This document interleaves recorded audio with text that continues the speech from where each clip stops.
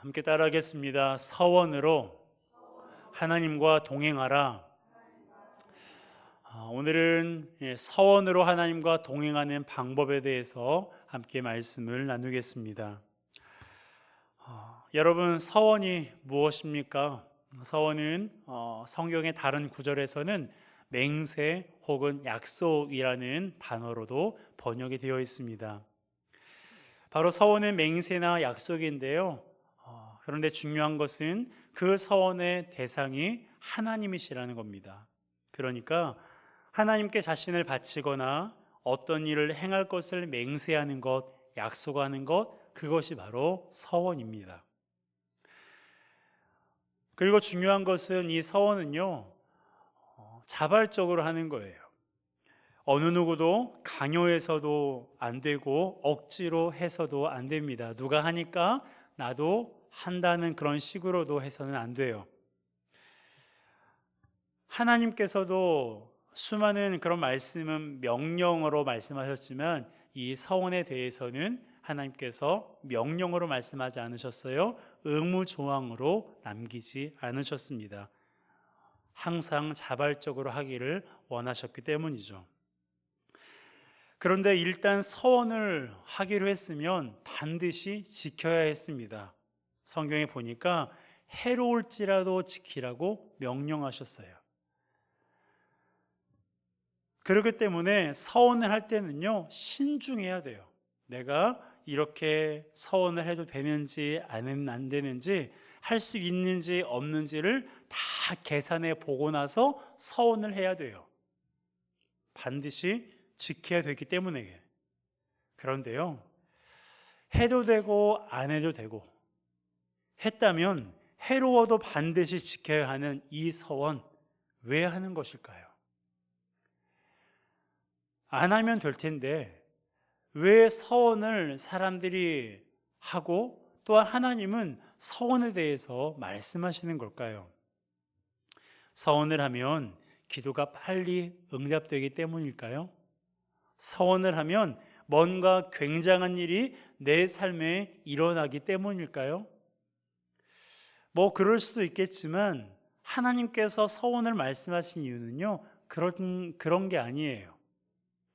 하나님께서 서원을 말씀하신 이유는 자기 몸을 구별하여 하나님께 드리기를 원하는 사람이 있는 것을 아셨기 때문에 그런 겁니다.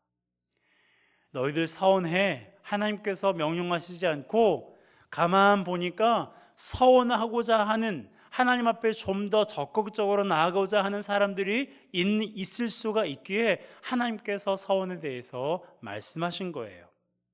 다시 말하면 평범하게 하나님과 동행하려는 게 아니라 보다 더 적극적이고 특별하게 하나님과 동행하기 위해서 서원을 하는 것입니다.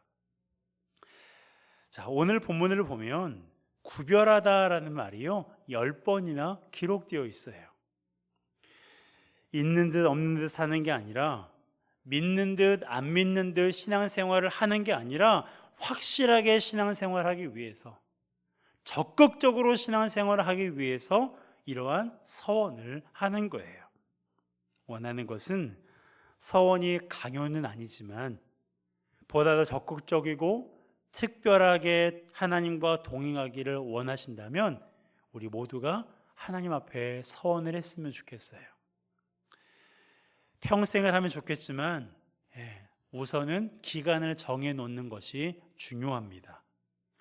구약시대에 그랬던 것처럼 그 기간이 일주일이어도 좋고 한 달이어도 좋고 1년이어도 상관없어요. 아니, 나는 3일만 하겠다. 네, 상관없습니다. 아니, 3일도 길어요. 하루만 하겠다. 네, 전혀 상관없습니다. 그 기간은 내가 정하는 거예요. 내가 기간을 정해놓고 내가 이 기간 동안은 하나님 앞에 이렇게 하겠다라고 스스로 하나님 앞에 서원을 하는 겁니다.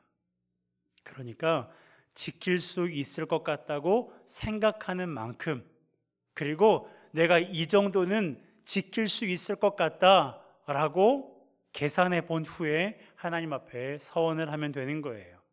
예를 들면 이런 겁니다. 예배에 빠지지 않겠습니다. 무슨 일을 만나든지 가장 먼저 기도를 하겠습니다.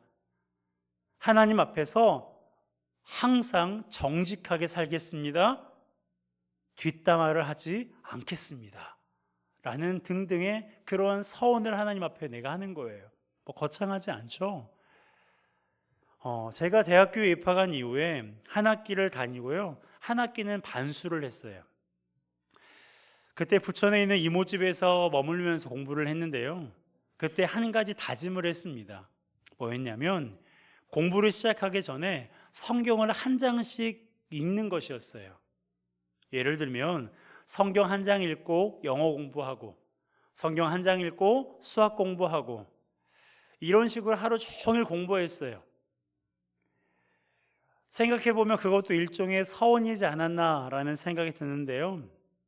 저 혼자서 공부했거든요. 그러니까 누가 감시하는 사람도 없었고, 제가 성경을 읽든 말든 그것을 관리하는 사람도 없었어요. 하지만 제가 하나님께 그렇게 하겠다고 그렇게 약속했고 다짐을 했기 때문에 반수하는 내내 그렇게 했습니다. 이렇게 했으면 하나님께서 성공하게 해야 되는데 그렇지는 않았어요. 하지만 더 귀한 걸 얻었습니다. 여러분들에게 많이 나눈 것 같아요.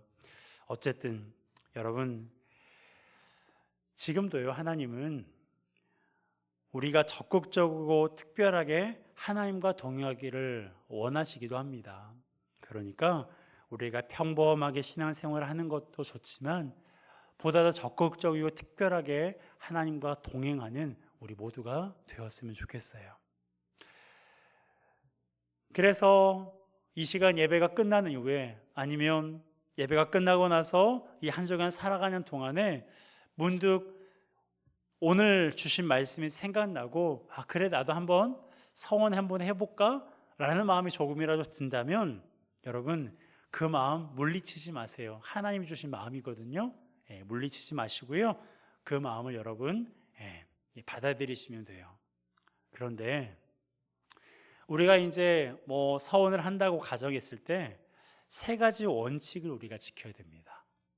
이 세 가지 원칙을 우리가 잘 지켜야 우리가 하루로 서원한 듯 아니면 3일, 일주일 그렇게 서원하든 우리가 서원한 것을 반드시 지킬 수가 있는 거예요. 자, 그 첫 번째가 뭐냐면 실패하게 하는 요소를 멀리하는 겁니다. 자, 어떤 요소를 멀리한다고요? 실패하게 하는 요소. 오늘 본문에 보면 나시린이라는 사람이 나오는데요. 이 나시린은 포도주와 독주를 마시지 않고 그렇게 살았습니다. 하나님께서 그렇게 하라고 명령하셨거든요. 그리고 포도주의 초나 독주로 된 초를 먹지 말라고 했는데, 이것은 포도즙을 발효해서 만든 그러한 음료를 가리킵니다. 그것도 먹지 말라고 하나님께서 명령하셨어요. 그뿐만이 아니에요. 서원을 지키는 기간 동안에는 포도나무에 솟아낸 씨나 껍질조차도 먹지 말 것을 하나님이 명령하셨어요. 자, 4절입니다. 함께 읽습니다. 자기 몸을 구별하는 모든 날 동안에는 포도나무 솟아는 씨나 껍질이라도 먹지 말지며. 이 포도의 씨나 껍질도 술을 만드는 원료로 그렇게 사용되기도 했는데요. 하나님께서는 그것의 재료조차도 가까이 하지 말고 먹지 말 것을 나시린들에게, 서원한 사람들에게 하나님께서 명령하신 거예요. 다시 말하면 포도주와 독주를 연상케 하는 어떤 것도 가까이 하지 말 것을 말씀하신 겁니다. 여러분, 우리가 하나님께 서원하면 하나님은 무척 기뻐하시지만 하나님이 아닌 다른 존재들은 결코 기뻐하지 않아요. 그러니까 우리가 서원을 이행하지 못하도록 끊임없이 방해하는데, 그때 우리가 지켜야 할 한 가지 원칙이 뭐라고요? 나의 서원을 실패하게 하는 요소를 멀리하는 거예요. 여러분, 우리가 서원하면 내가 믿었던 사람들, 내가 가까이 했던 그런 사람들이 여러분을 도와줄 것 같죠? 아니요. 오히려 방해해요. 방해합니다. 그들이 나빠서가 아니고요. 사탄이 그들을 통해서 교묘하게 우리를 공격하거든요. 서원을 하며 이런 일들이 비일비재해요. 내가 좀 더 하나님께 가까이 나아가려고 하면 사탄은 그 꼴을 못 봐요. 그 순간조차도 너무 꼴 보기 싫어서 우리로 하여금 어떻게든지 서원을 이행하지 못하게 하고 하나님께 나아가지 못하게 방해하는 겁니다. 그러면 어떻게 해야 될까요? 이렇게 방해가 심한데, 이렇게 나를 공격하는 요소들이 도처에 있는데 어떻게 해야 돼요? 서원을 하지 말아야 됩니까? 서원하면 골치 아픈 일이 생길 수 있으니까 일찌감치 서원을 하지 않는 것이 지혜로운 방법일까요? 아니면 서원한 것을 포기하고 편하게 지내야 될까요? 여러분, 그것은 우리의 몫이지만 중요한 것은 우리가 이러한 방해들 때문에, 우리를 실패하게 하는 이런 요소들 때문에 서원을 하지 않거나 서원한 것을 포기한다면 서원을 통해서 얻을 수 있는 유익을 누릴 수가 없다는 겁니다. 그러니까 서원을 했다면 우리를 실패하게 하는 요인을 멀리해야 돼요. 그것을 원천적으로 차단해야 됩니다. 술을 마시지 않겠다고 서원하면 술을 좋아하는 사람과 가까이 하지 않으면 돼요.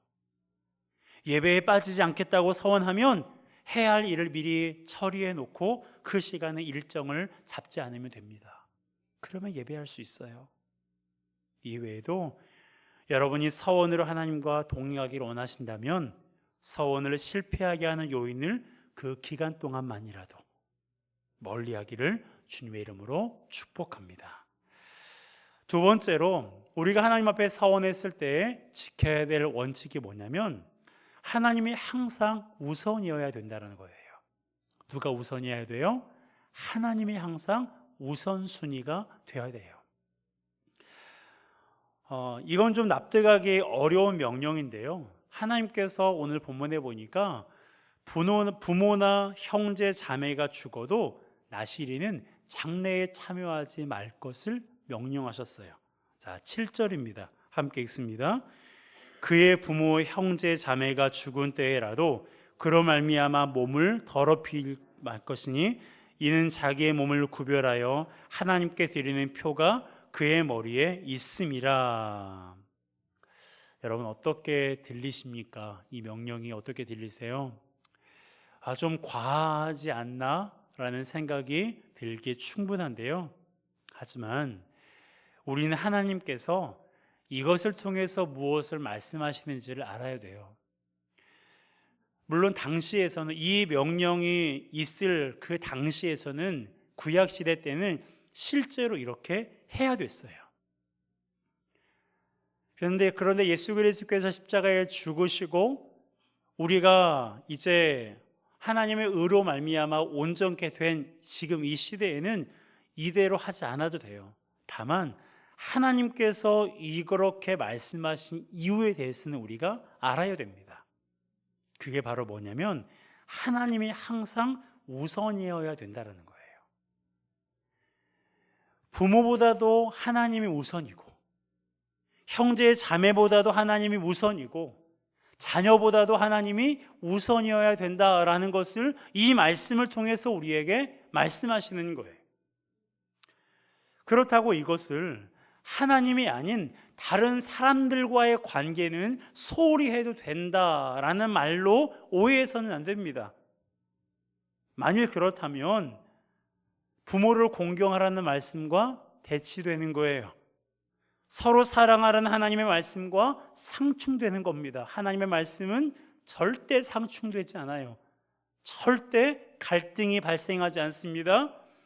그러니까 다른 사람들과 관계는 소홀히 해도 되니 나에게만 집중해라 라는 말씀이 절대 아니에요. 오해하지 마세요.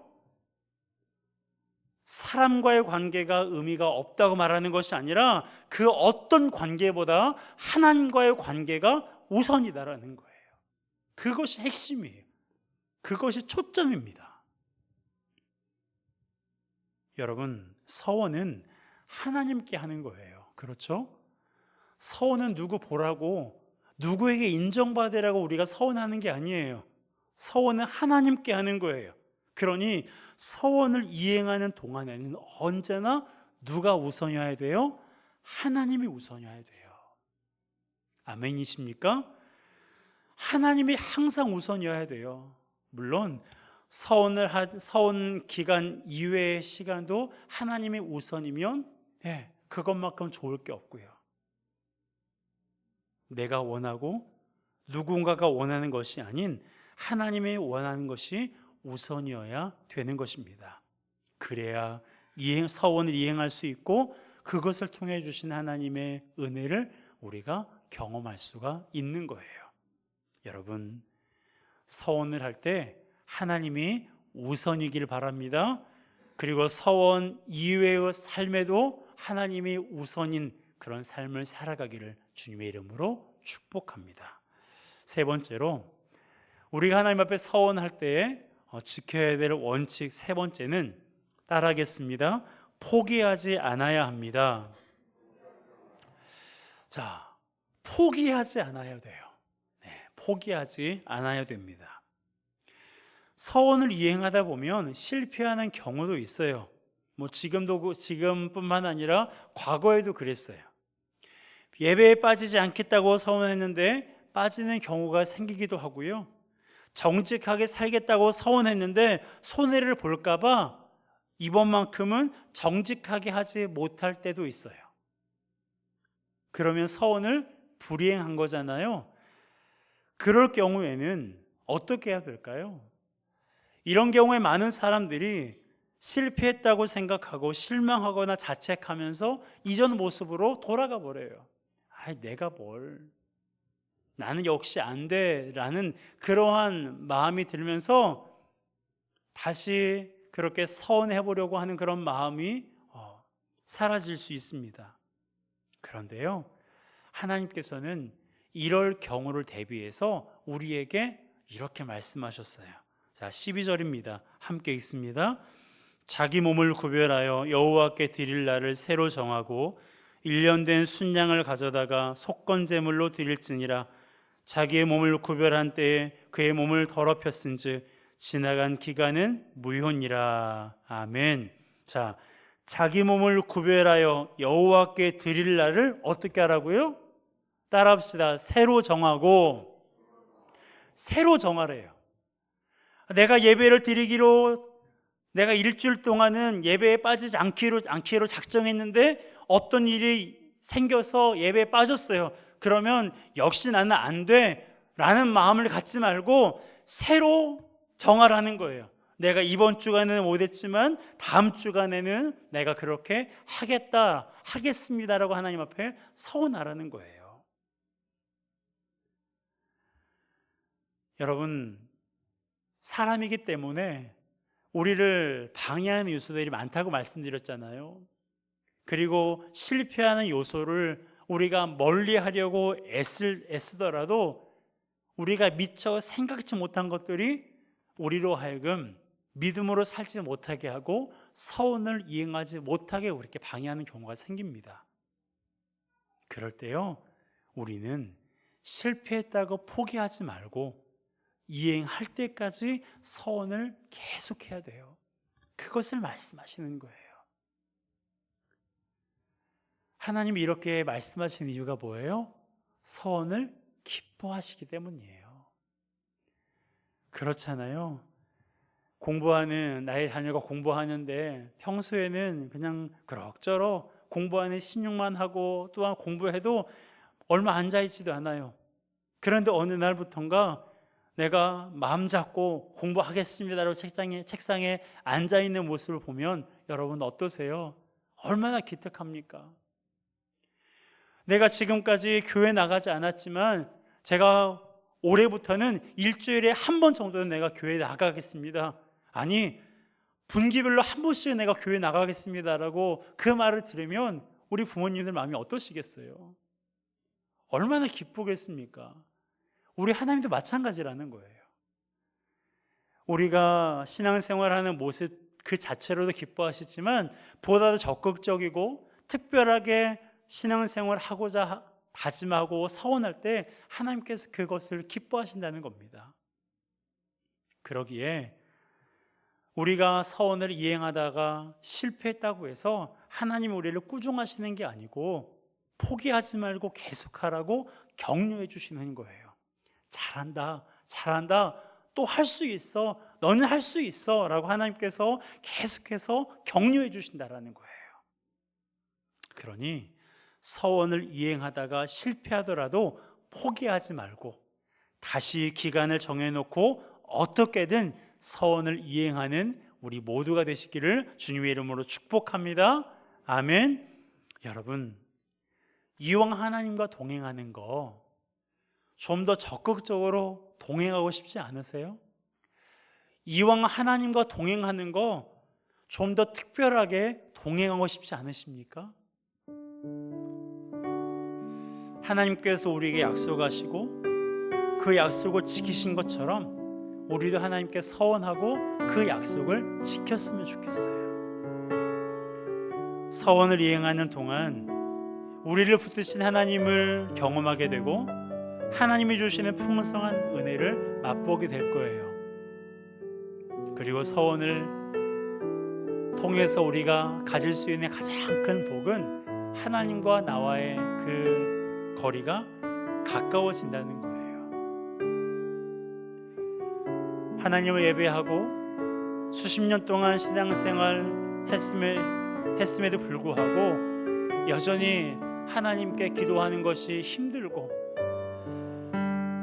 한 시간조차도 하나님을 예배하는 것이 그렇게 때로는 무겁게 느껴지는 나 자신을 바라보면서 우리가 신앙생활을 잠깐 할 것이 아니라 평생을 할 것이잖아요. 평생을 신앙생활을 우리가 할 것인데 보다 더 하나님께 가까이 나아가고 우리 예배가 기뻐지고 하나님 앞에 나아가는 것이 우리에게 기쁨이 되어지기 위해서는 우리가 하나님과의 관계가 깊어지고 가까워져야 돼요. 그 중에 하나의 방법이 바로 서원입니다. 그러니 서원이 명령은 아니지만 하나님과의 관계가 가까워지길 원하고 하나님과 더욱더 친밀한 사귐이 있는 삶을 살기를 원하신다면 하나님 앞에 서원해 보세요. 내가 할 수 있는 것으로, 내가 할 수 있는 기간만큼, 내가 할 수 있는 행동으로 그렇게 하나님 앞에 서원을 해보시기 바랍니다. 그러면 하나님께서 이 서원을 통해서 우리를 만나주시고 하나님과의 관계가 더욱더 가까워지는 것을 우리로 하여금 경험하게 할 것입니다. 그로 인해 우리의 신앙생활에 하나님이 주시는 풍성한 은혜와 기쁨과 그리고 능력이 끊이지 않는 그러한 우리의 신앙생활이 되기를 주님의 이름으로 축복합니다. 이 시간 우리 함께